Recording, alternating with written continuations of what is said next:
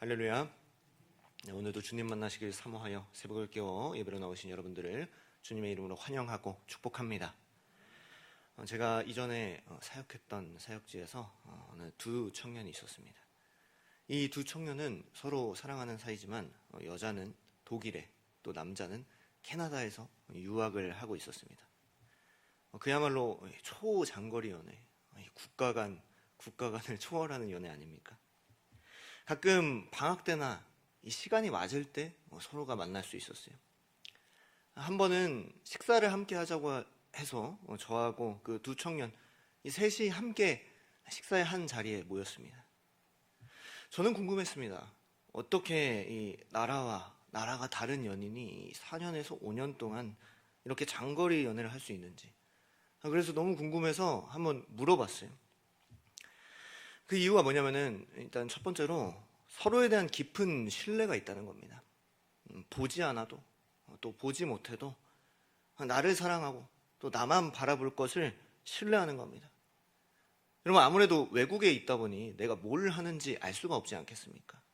다른 이상을 만날 기회도 많고 또 볼 수 없으니 무슨 일을 하는지 알 수가 없지 않겠습니까?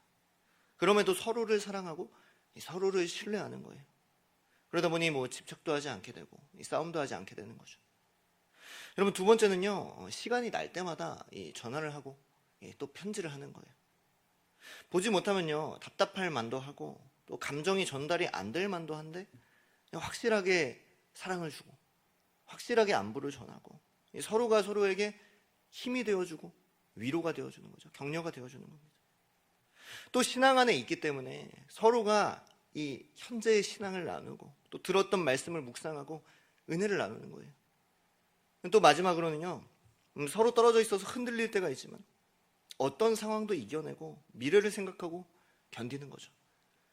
결국에 두 청년은 어떻게 되었을까요? 결혼하는 거를 제가 축하해주고 나왔습니다. 여러분, 오늘 데살로니가 전서의 상황도 이와 같아요. 여러분, 바울은요, 이 세운 데살로니가 교인들을 정말로 사랑하지만 이 데살로니가 교회를 목양할 수 없는 상황, 이 멀리 떨어져 있는 상황이에요. 또 데살로니가 교인들은 어떻습니까? 교회의 개척자이자 목회자인, 자기를 가르쳤던 그 목회자를 볼 수가 없는 거예요.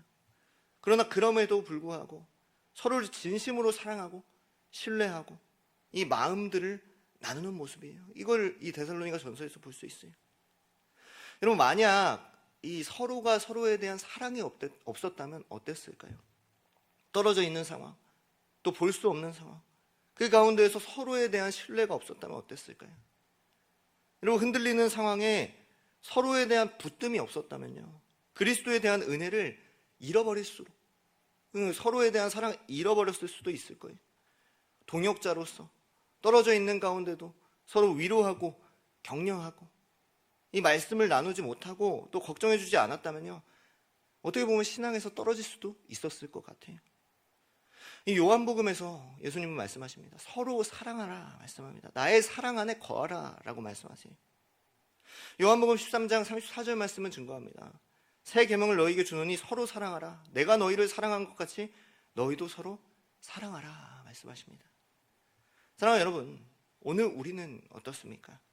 함께 신앙생활하는 교우, 또 교역자와 함께 지내게 하신 동역자를 사랑하고 신뢰하며 이렇게 마음을 나누고 위로하고 격려하고 있습니까? 서로를 생각하며 또 서로를 사랑하며 주의 사랑 안에 거하는 모두가 될 수 있기를 주님의 이름으로 소망합니다. 오늘 우리는 어떻습니까? 우리는요, 날마다 이렇게 동역자를 생각하며 또 마음을 나눌 수 있는 그러한 동역자를 만들어 가야 되고 또 서로가 사랑 안에 거해야 돼요. 그럼 바울이 보낸 편지의 내용은 무엇인가? 19절 말씀입니다. 우리의 소망이나 기쁨이나 자랑의 면류관이 무엇이냐? 그가 강림하실 때 우리 주 예수 앞에 있는 너희가 아니냐 그랬습니다. 여러분, 사랑하는 데살로니가 교인들에게 전하는 거예요. 사랑하는 데살로니가 교인들이요, 우리가 신앙생활하는 목적이 무엇입니까?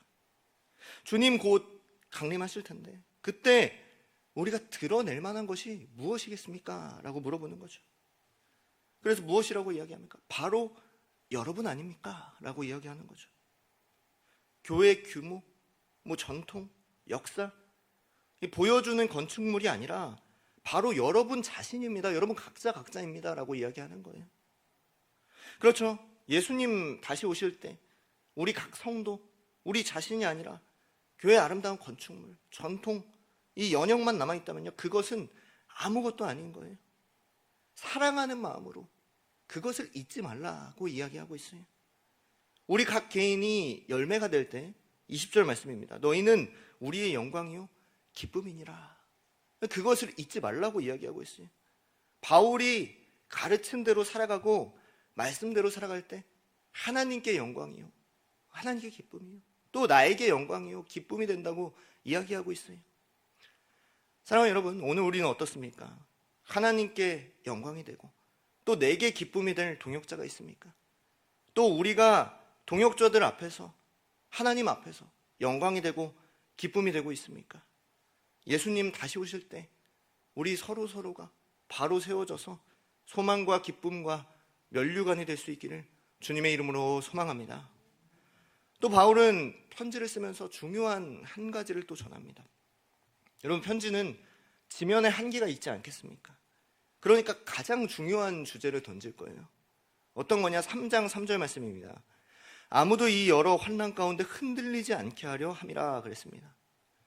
여러분, 바울은요, 이전에 무엇을 가르쳤냐 보니까 늘 믿는 자들의 고난에 대해서, 환난에 대해서 이야기를 했어요.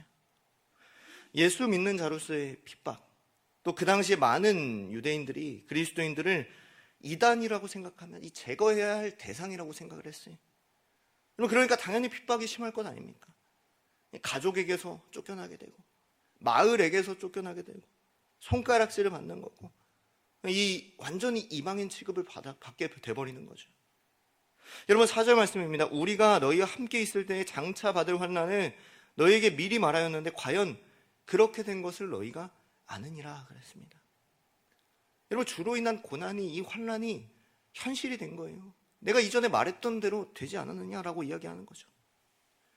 여러분들에게 만약에 이런 일이 찾아온다면 어떠실 것 같습니까? 그럼 어떨까요? 신앙이 흔들리고 차라리 신앙을 내려놓고 싶을 거고, 차라리 이전으로, 예수 알기 이전으로 돌아가고 싶을 겁니다. 그 가운데 이 바울은 사랑하는 마음으로 이야기를 하는 겁니다. 사랑하는 데살로니가 성도들이요, 흔들리지 마십시오. 고난 뒤의 영광을 생각하십시오. 이겨내십시오. 승리하십시오. 붙드는 거죠. 그러면서 누구를 보냅니까? 2절 말씀에 하나님의 일꾼 디모데를 보내요. 그래서 주어진 상황과 환경 가운데서 흔들리지 않도록 꼭 붙들어요. 오늘 우리는 어떻습니까? 이 바울처럼, 디모데처럼 주를 믿는 가운데 주어진 고난과 어려움, 힘든 가운데서 서로가 서로를 돕고 서로가 서로를 붙들어줄 이 동역자가 있습니까? 또 내가 붙들어줄 동역자가 있습니까? 사랑하는 여러분, 오늘 우리가 바울이 되기를 원합니다. 우리가 디모데가 되기를 원해요. 여러분, 신앙생활은요, 혼자 하는 게 아니에요. 공동체가 함께 하는 거죠. 하나님께서 세우신 기뻐하시는 사랑하는 공동체는요, 서로가 서로를 붙들어줍니다. 서로가 서로를 사랑해요. 서로가 서로를 돕고 붙들어줄 수 있는 저와 여러분들 다 될 수 있기를 주님의 이름으로 소망합니다. 마지막으로 바울은요, 중요한 한 가지 주제를 더 던집니다. 5절 말씀입니다. 이러므로 나도 참다 못하여 너희 믿음을 알기 위하여 그를 보내었노니 이는 혹 시험하는 자가 너희를 시험하여 우리의 수고를 헛되게 할까 함이니 그랬습니다. 여러분, 유대인들이요, 이 데살로니가 교인들을 미혹하는 거예요. 야, 예수가 무슨 메시아냐, 다른 메시아가 올 거야 라고 이야기하죠. 예수가 유대인 아니야. 유대인은 율법을 당연히 지켜야 돼. 너희는 예수 믿을 뿐만 아니라 율법을 지켜야 하는 거야 라고 이야기를 하는 거죠. 그래서 다시금 그리스도 없는 유대교로 돌아가도록, 회귀하도록 미혹하고 흔드는 거죠. 오늘 우리는요, 어떤 이단 앞에 있습니까? 뭐 불교, 신천지, 통일교, 여호와의 증인, 여러분, 이것들이 아니라 예수 외에 다른 믿음이 우리에게 이단이에요. 물질이 우리를 살게 할 거라는 믿음, 또 명예가, 안정됨이, 즐거움이 우리를 살게 할 거라고 생각하진 않습니까? 여러분, 이게 이단이에요. 흔들리지 않는 여러분이 될 수 있기를 주님의 이름으로 소망합니다. 동역자 바울은요, 항상 이것을 가르쳤어요. 사랑하는 마음으로. 그리고 그대로 행하는지 확인하고 싶었던 것 같아요. 그런데 데살로니가 교인들은 어땠냐면요, 동역자 디모데를 통하여 들어보니 6절 말씀입니다. 너희 믿음과 사랑의 기쁜 소식을 우리에게 전하고 또 너희가 항상 우리를 잘 생각하여 우리가 너희를 간절히 보고자 함과 같이 너희도 우리를 간절히 보고자 한다 하니 그랬습니다. 여러분, 멀리 떨어져 있어도 볼 수 없어도 바울이 가르친 대로 이 말씀을 지키고 있었고, 또 바울을 사랑하고 있었고, 서로 사랑하고 있었고, 붙들고 있었고, 위로하고 있었고, 격려하고 있었던 거예요. 그러니 8절 말씀에서 너희가 굳게 산즉 내가 이제는 살겠다라고 이야기하고 있어요. 내가 너무 많이 걱정했는데, 내가 잠도 이루지 못했는데 내가 이젠 살겠다, 내가 이젠 살 것 같다라고 이야기합니다. 여러분, 바울 보세요.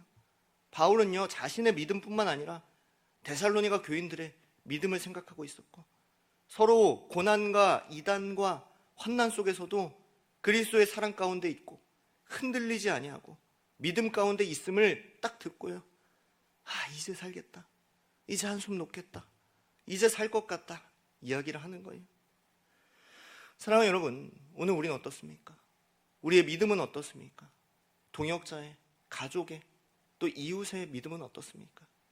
서로 사랑하시고 또 붙들고 위로하고 격려하고 함께 신앙생활 해 나아가고 있습니까? 서로 사랑하고 또 붙들며 서로의 믿음을 확인하며 함께 승리하며 신앙생활 해 나아가기를 주님의 이름으로 소망합니다. 오늘 말씀은요, 다른 것 없습니다. 내가 바울이 되면 되는 거고요, 내가 디모데가 되면 되는 거고요, 우리의 공동체가 데살로니가 교회처럼 되는 거예요. 여러분, 데살로니가 교회를요, 우리의 가정으로, 또 우리의 교회로, 우리의 공동체로, 이 온사랑교회로 바꾸면 되는 겁니다. 13절 말씀으로 말씀을 마무리하도록 하겠습니다.